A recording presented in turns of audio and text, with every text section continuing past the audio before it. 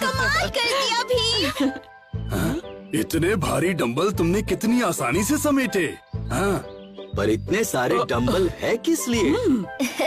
वो तो आपको महाराज इंद्रवर्मा बताएंगे। वो देखो, वो आ गए और साथ में शहजादी इंदुमती भी है।